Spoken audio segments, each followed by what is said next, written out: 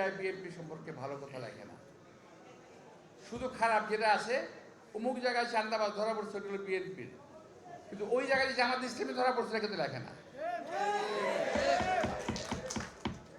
এই যে কালকে পত্রিকায় দেখলাম যে নতুন যে দলটা করছে সে দলের ভাইদের বিরুদ্ধে কালকের ফেসবুকে আম জনতা পার্টি যে ভাষায় কথা বলছে, আমি তো কথা ভাষায় বলতে পারছি না।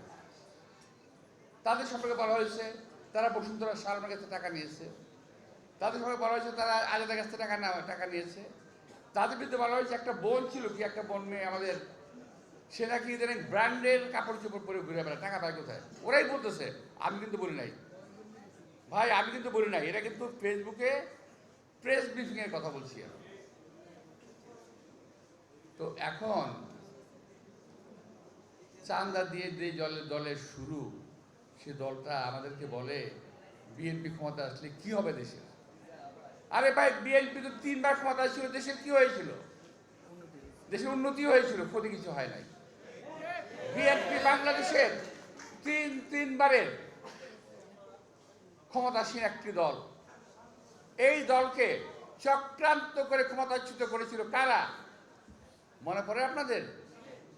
এই আজকের কিছু রাজনৈতিক দল, আওয়ামী লীগ, ওদিকে চরমনায়ের পীর সাহেব সহ আরো অনেক লোক আছে, তারা সবাই মিলে বিএনপির বিরুদ্ধে চক্রান্ত করলো এবং বিএনপিকে ক্ষমতাচ্যুত করলো বলে তারা দাবি করে। আমরা বলছি না, আমরা বলি যে আমরা ক্ষমতা থেকে পদত্যাগ করেছি দেশনেত্রী বেগম খালেদা জিয়া। আর চরমনায়ের পীর সাহেবের কথা বললাম, রাগ হয়ে যাবে হয়তো উনি, আমার কথা না, উনি নিজে বলেছেন বিএনপিকে আমরা ক্ষমতাচ্যুত করেছি। আবার আওয়ামী লীগও বলে আমরা 1-11 এনেছি। আমরা কি বলবো এখন? কি ভাববো? আমরা কি ভাববো? উনি তো বরাবর বিএনপির বিরুদ্ধে ছিল, উনি বরাবর বিএনপির বিরুদ্ধে কথাবার্তা বলেছে। মাঝে ভাবছিলাম একটু ভালো বোধ হয়েছে। আসলে কিছু লোক আছে কখনো ভালো হয় না, কিছু মানুষ আছে, কিছু দল আছে ভালো হবে না। তো বিএনপির বিরুদ্ধে কথা বলতে খুব ভালোবাসি জানি। অনেকে এখন বিএনপিকে আওয়ামী লীগের দিকে আওয়ামী লীগের মতো করে দেখার চেষ্টা করতেছে, কিন্তু প্রিয় ভাইয়েরা, পরিষ্কার বলতে চাই, বিএনপির বিরুদ্ধে আপনারা যে অপবাদ দিয়েছেন, আজকে দেশের মানুষ সেই অপবাদকে প্রত্যাখ্যান করেছে। এই দেশের কোর্ট রায় দিয়েছে বিএনপি কোনো প্রতারকের দল না,